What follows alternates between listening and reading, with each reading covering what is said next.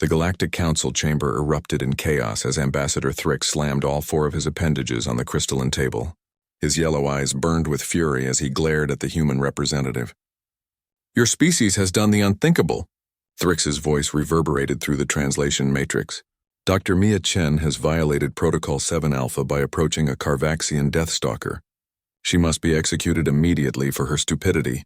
Leo Martinez, Earth's youngest ambassador, stood calmly despite being surrounded by dozens of hostile alien species. He adjusted his collar and smiled that infuriating human smile that drove the council insane. "With respect, Ambassador Thrix," Dr. Chen followed her Hippocratic oath. "She's a veterinarian. She saw a creature in pain and she helped it." "Helped it?" Thrix's translator nearly short-circuited from the volume. "The Carvaxians have destroyed 17 civilizations. They are engines of pure destruction. No species in the known galaxy has ever survived direct contact with an adult Deathstalker."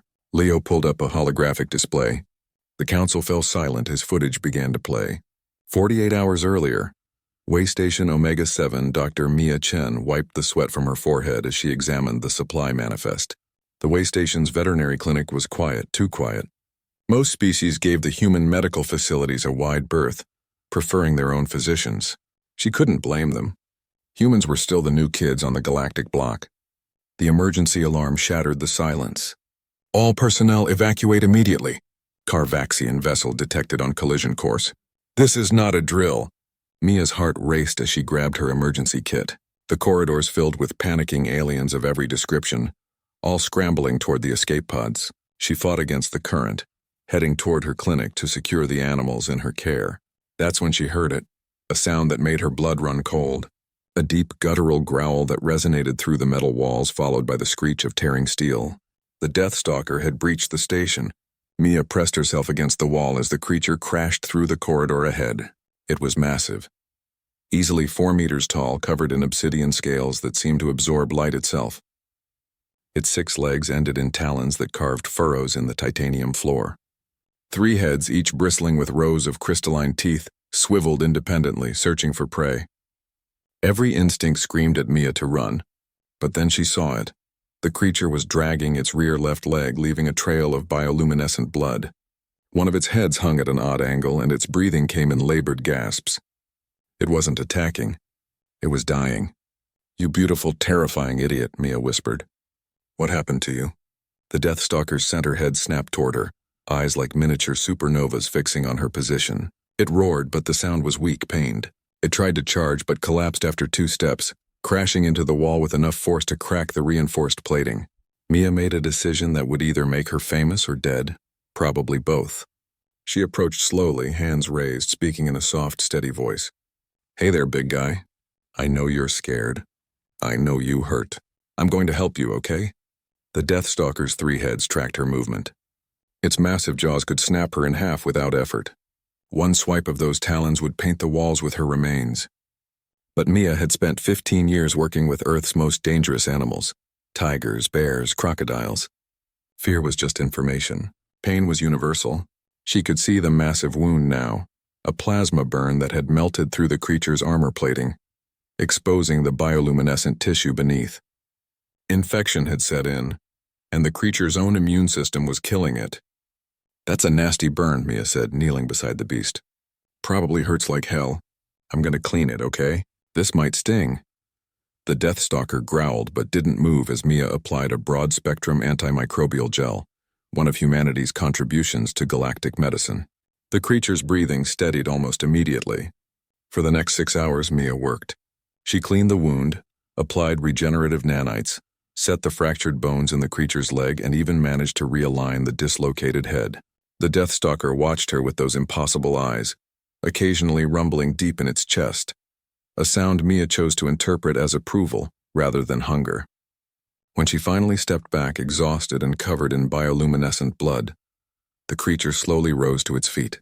All 3 heads focused on her. Mia held her breath.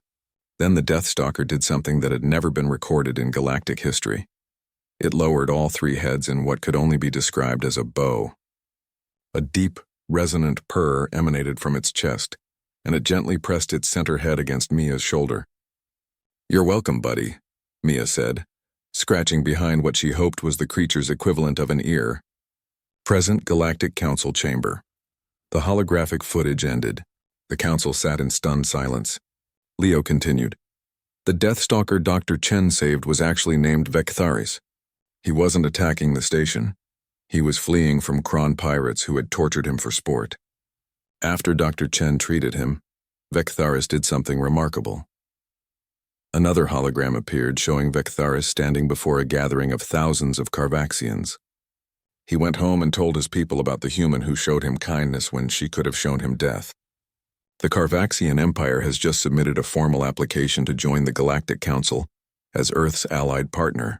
They're offering their military protection to humanity and requesting that Dr. Mia Chen be appointed as the galaxy's first Carvaxian liaison officer. Ambassador Thrix's jaw hung open. That's impossible. That's humanity, Leo said with a grin. We're too stupid to know when something's impossible, so we just do it anyway. Dr. Chen didn't see the galaxy's most feared predator. She saw a patient who needed help. 3 weeks later, Mia stood in the newly established Earth Carvax embassy, watching Vectharis actually play, with a group of young Carvaxians. His wound had healed completely, leaving only a faint scar. Leo joined her, holding 2 cups of coffee. So, how does it feel to be the most famous veterinarian in the galaxy? Mia accepted the coffee and smiled. Honestly, it feels like any other Tuesday. Though I do need to update my business cards. Dr. Mia Chen, veterinarian, specializing in species that can kill you in 17 different ways. Vectharis noticed them and bounded over with surprising grace for a 4-meter death machine. All 3 heads nuzzled Mia affectionately, nearly knocking her over. Good boy, Mia laughed, scratching all 3 heads. Yes, you're a good boy. The galaxy's most terrifying good boy. As Leo watched the impossible scene before him, he couldn't help but think that this was what humanity brought to the stars. Not advanced weapons or superior technology, but the simple, foolish courage to show compassion when everyone else showed fear. And sometimes that made all the difference. The end.